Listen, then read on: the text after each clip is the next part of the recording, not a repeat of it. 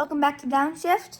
Today it is his birthday and he wanted to work on his car today. So we're putting in the Fortunato 500 series coilovers.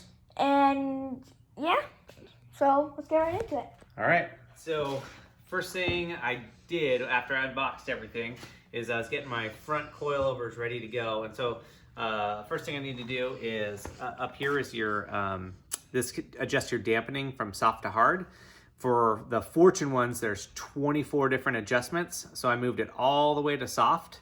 They set it for five clicks to the right of soft. I set it for 10, so we're gonna go about in the middle, and then we'll see how that is, see if we like it or if we wanna stiffen it up more from there. And then the other thing I did was for your springs, you need to set a preload. And so basically it's 7 inches, it's a 7-inch spring. And so if you completely loosen this part, you should, and there's no tension on the spring, it should be 7 inches. And so you wanna then tighten down this part of the coilover, what is it called, the top perch, I think. And you want to start compressing the spring until you get to 6 3/4 inches, and then you're done. And so I set both of those, and then I did a rough adjustment of the height already. You use this bottom part to adjust the height. You basically loosen this up, and then you turn this whole base to adjust the height on everything. And so these are pretty much even, they're extremely even right now. And so I'll start there, and then we'll probably have to take the wheels and tires off once or twice to adjust it to exactly where we want. But I think these are ready to go now. And so I'm gonna get started on jacking stuff up and getting the struts off. And here we go. Yeah. All right, on the passenger side, we need to remove the wire for the dampening control right now. And so there's a clip right here, and it snaps on down there. But after you get that snapped off, you get this wacky little bracket, and you have to take that bracket off. The easiest way to do it is take a little teeny flathead, and you're just gonna kind of push this flathead right into here, and lift up a little bit, and then you'll feel it kind of disengage. Now that we get some, oops, I don't think that one worked too well. There we go. So you want to put a little pressure on it forward. Now that I've lifted up from that bottom piece, I can come over to the other side and, not quite ready yet, let's just push it through. There we go. Just give it a little bit more help. Now, this whole clip comes off easy. That one took a while to figure out how to get off easily.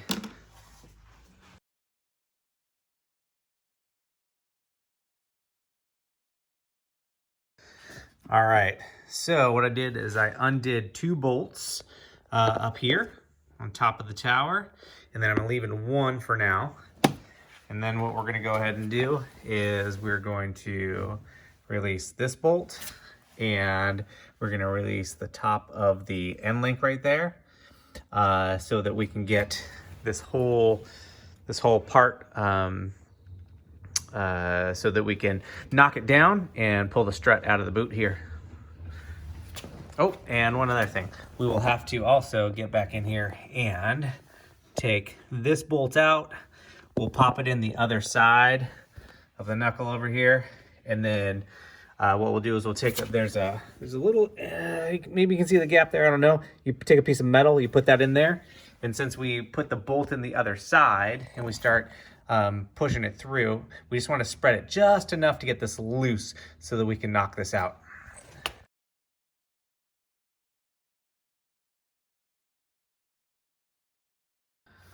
All right, so we got the right front, so it's the passenger side strut out. And then I've adjusted the coilover that goes on that side to basically as tall as it can go. You need to have at least 50 millimeters of this threaded part that goes into this bottom sleeve. So there's about 2 inches of thread in there, and that's as tall as this will go. So I'm gonna start from the tallest point, and then I can adjust it lower if I want it. And then how I figured out that this one was the right side, the OEM one has the R on it. This, maybe I'm missing it, I don't see anything like that, But basically I just kind of matched up that for this connection point here, you have this wider opening on the back, smaller opening on the front with this part on the left side. And this one matches that setup. The other one is the opposite. So we should be all set. The other thing you're gonna want to make sure is when you put in this, it's gonna be set up like this, where you have that flatter part toward the back. Because if you're gonna be adjusting your camera, this is gonna go this way and that way. You don't want it set that way because then you're moving front to back, which is gonna be a big problem. So make sure you get that set in correctly. All right, we're gonna get this installed.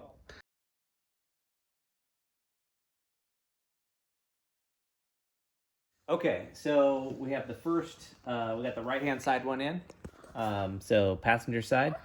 And now what we gotta do is, I'm gonna go ahead and you need to lock this bottom piece right here, but you're not supposed to use, where are they? You're not supposed to use one of the adjusters. You're supposed to use like a rubber mallet and screwdriver, a flathead screwdriver.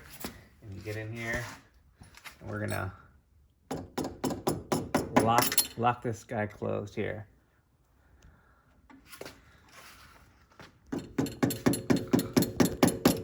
All right, so hopefully that is enough. Doesn't really specify exactly how much, but specifies you use this rather than the tool. So we're gonna go with that. Oh, and then also the other thing I want to point out, there's a little Allen screw in here. And so you got to use the provided Allen wrench once you get this set exactly where you want it, and you torque this down a bit to make sure that this thing doesn't come sliding down either. So now I'm going to try to get this all seated in here, and then I'll have to put on, let's see, then I'll have to put on the adjustable front end link to figure out the right adjustment for that. And then this side should be done. Okay, awesome. All right, see how it doesn't pop out through the bottom of the knuckle there? So, there we go. So the old ones actually came out right there, right? They stuck out a little bit. This one, it's way up there. I don't know if you can see that or not. If I'm getting that. And then there's also this little piece back here, and you need to make sure this little edge goes right in between that right there, or else it won't even go down further.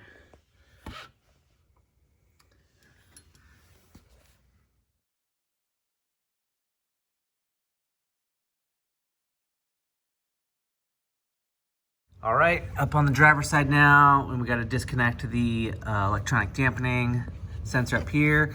It's in this case, but you could push on this little clip right there and slide this out, and then that way it's going to allow us to get to the connection point we need. Basically, I just need to take a little screwdriver, get underneath here and push forward, and then we will pop that out. All right, so now since I lifted this little tab off with the screwdriver, you can just disconnect that and we are all set. All right, so we have the driver's side here. I took off 2 of the bolts and I'm leaving 1 for right now until I get some more of the underneath disconnected here. So we're gonna come down here. We're gonna end up doing, taking off this top bolt for the front end link that's currently there. We're gonna replace that anyway. Then we're gonna remove this from, let's see, slide this out, pop that off. We're just gonna pop this up off that. Not gonna need that. And then I'm gonna have to undo this bolt as well to get that free. And then we're gonna end up removing this bolt right here on the knuckle so we can spread that. And then we'll get this second strut out and we should be good to go. All right, so I got the driver's side strut out. As you can see, I got my piece of metal that I stuck in here and put this bolt in through the other side. Basically, as soon as you feel this bolt start to tighten up, I don't know, maybe give it 2 or 3 more turns. It's literally just enough to spread this. So when you're really just pushing down on it, you can use your feet too, that you can actually get some movement. As soon as you feel some movement in that knuckle, that's enough for you to pop this off. It can take several different tries from different angles to get it down. But once you do, your strut will slip right out. So I just did my last bolt, held the strut with my other hand, and pulled it right out. Now we're ready to put in the coilover. Okay, I'm gonna point this out one more time. You see how on the side here, should hold this in one hand, that you have your bolts in like a triangle pattern, and the point is toward the outside of the car, so toward your fender. You wanna make sure that when you're putting this in, that you put it in like this. So this right here, I'm touching with my thumb, that's pointed towards the outside of the car. Because if you make your camber adjustments, you want this to be able to move back and forth this way.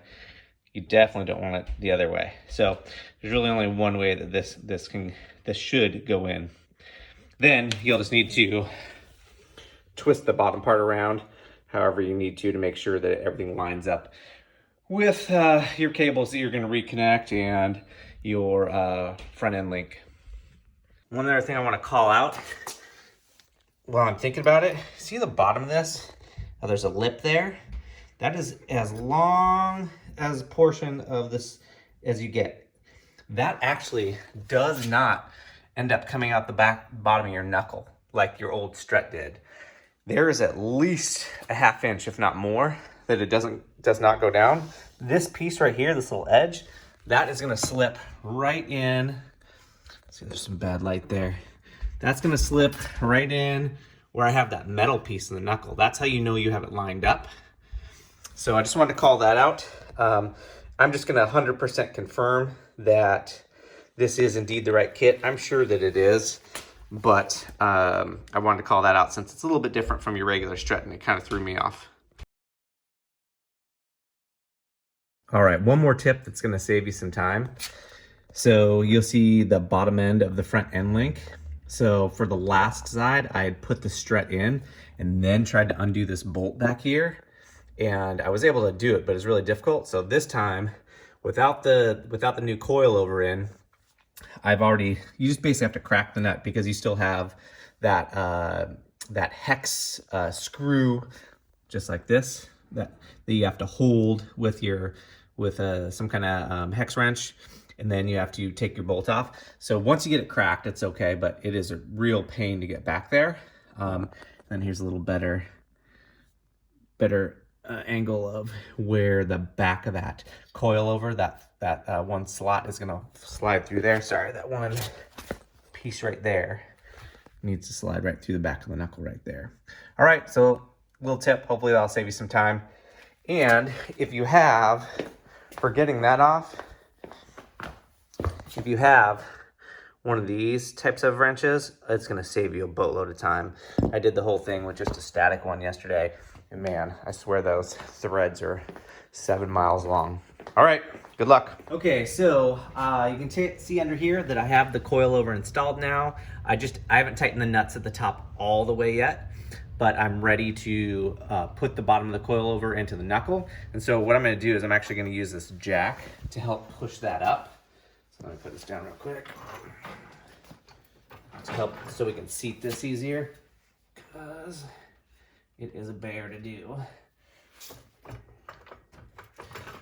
And I got a bike in my way. So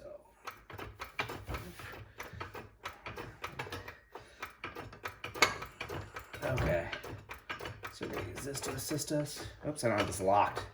There we go. All right. So now I can line this. Oops. Now I'm up here. I can help get this lined up. And then remember there was that little piece along the back of this that I need to line up with the Your phone's in the way. with that crack in the back. So I'll get that all taken care of and show you what it looks like after. All right, so as soon as you find the right angle, let me see if I can get back here. You see that tab slides right in the same place where that metal plate is. Now I'm gonna back this screw out, take the metal plate out, then tighten that knuckle back up, and we'll be all set. And since it has this little tab that slides in there, this is gonna perfectly straighten where this piece needs to be and the new angle of where your front end link connection up here is gonna be, because it's actually different than the old one. It's slightly back. So you should be all set going forward from there, and start putting this stuff back on, and you'll see where it all goes. Okay, it's time for us to put on our adjustable end links. And so you'll have to basically just unscrew these things. You have to unscrew both sides. Sorry, I don't have both hands right now. Basically to make it long enough so it can reach from here down to there. And that these heads pivot because it's not straight up and down like it used to be. It's actually a little bit crooked, kind of like that. So you'll just have to basically get it set so it fits right now. But after that, what you'll need to do is you'll need to set the car down on its full weight to do the final adjustments for these. Now, full disclosure, I'm learning how to do that right now as well. So I'm looking at a few things. If I have some tips at the end of the video, I will put those in. But if not, definitely take a look at any kind of videos or instructions, or hear from somebody that knows how to adjust front end links properly, so that you can get yours done the way you need them to. Okay, quick checklist before you put your wheel back on. Check to make sure you put this bolt back on and it's tight. Check to make sure that you put your tie rod, or sorry, your front end links, but you have both these secured and tightened. And then you'll notice that this is still loose because I need to put it down, and then I'll fully adjust it and I'll tighten these up so it can't move anymore. You obviously put this clip back on, you snapped this back on. You always want to make sure that, remember, you locked this. This is where that little Allen key is. So you need to tighten up this. You can do that part before you put this on if you want, but check to make sure that you're tight there. You need to make sure and lock this. Remember in my last video I showed you that you have to use that screwdriver to, and a rubber mallet to lock it closed and not the tool. And then you're obviously gonna make sure that you have this bolt in and tight. That's for your knuckle. And then the last thing you need to make sure is you have these 3 bolts up here tight. They're 12 millimeter, by the way. A little bit different from what I think the other ones were 13, the original ones. Now we are ready to go ahead and put our wheel and tire back on and lower her down. All right, now it's time to do our rear springs and shocks here. And so what you're gonna need to do is go into your trunk, and there's gonna be one of these on either side. You're gonna pull this cap up. I've already obviously loosened it, but you can see how it connects. So you just basically need to like pry up from this back side, pull that off. Then you're gonna have this. This I've also loosened. This was actually quite difficult to get off, but you take this off, and so that whole green piece comes off with it. I actually had to use some needle nose pliers just to get it a little bit loose, and then I pull that off. And so now you're disconnected, ready to do everything else. So just don't forget to do both sides. All right, get ready to start on the rears here. So I pulled my wheel off, and then right up under here, where you want to get to is you want to get to this bolt right here. So you're going to take this out, and that's going to drop down this control arm here so that we can pop the spring out. Those are my white line springs, but I'm taking those out. And then after that, we will go and remove the shock. All right, so now that I've lowered this control arm where I can get the spring out because it's loose, you'll see there's that rubber boot on top of the spring. You will not need to use that with the replacements. Whoops. I need 2 hands. You see that bolt right there? You're gonna use that factory bolt to attach the top of your spring for your new Fortune springs. All right, so now we gotta take out the shock. First thing we're gonna do is we're gonna undo this bottom bolt on the shock right there. I took the spring off first simply to be able to get to it easier. It's pretty tight, so I'm gonna need a longer bar to try to crack that nut. Then after we get that off, then you just take off both of these bolts right there, and we can pull off the whole shock. All right, so I pulled this bolt out. This is the one that was up at the top of the spring that really wasn't being used. It was, and then we're gonna use it now. So I've actually adjusted mine so that we're gonna start at the tallest ride height possible. So I'm gonna start from there, and then if I decide I can lower, I can always lower it. So what you'll do is go ahead, and we gotta thread that, get that bolt through here. Oh, there we go. All right, now what we're gonna do is, let me see if I can back up here where that rubber boot was. That's where I pulled that bolt out of. So now we'll go ahead and install this right in there. Once I get that tightened down, I can put the rest of the spring on. All right, so I found this interesting. This is the bottom part of the spring, what the spring sets on. And so before, you used to have the spring that would go, that would literally sit all the way on the outside edge, and you put the end of the spring right in that little notch. Well, this part looks like it kind of just fits in that little part. And I asked Fortune if that's indeed how it went, and they said it was. So I'll let that sit in there, and then I'll put the spring in there and close her up, and then I think we'll drop her down and see, without putting the shock in, we'll drop her down and see what the height looks like and make our decision from there.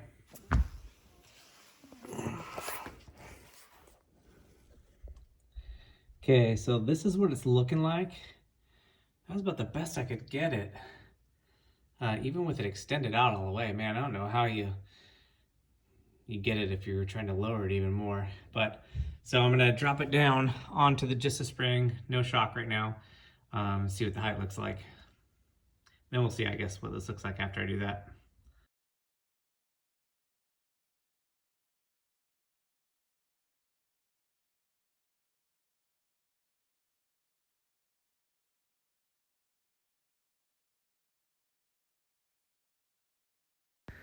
Okay, since some of my video didn't turn out super well on the rear part of this, I'll pick up from when I was putting on the springs. So once you get your new springs installed and you have not installed your new shocks, lower your car down on just the new springs, so then you can see what height you're dealing with.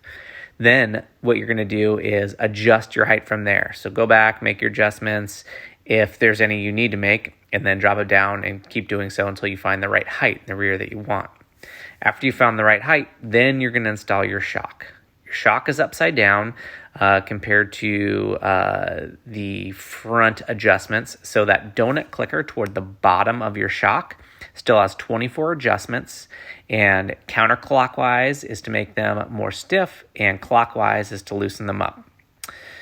So what you're going to do is, after you have found the right height, then you're going to install your new shocks, and you'll notice that there's threading, that black threading in the middle of those shocks, and you're going to keep unscrewing that threading until you get that knuckle part at the bottom of your shock, even with where you're going to need to put that bolt through to attach it to the car. After you've done that, you attach it. Then you're going to lock your shocks, and then you should be all set. Then you're going to go ahead and lower your car down. And, really the last thing you need to make sure you do in the back is make sure that all your different connection points are tightened and where you want them to be.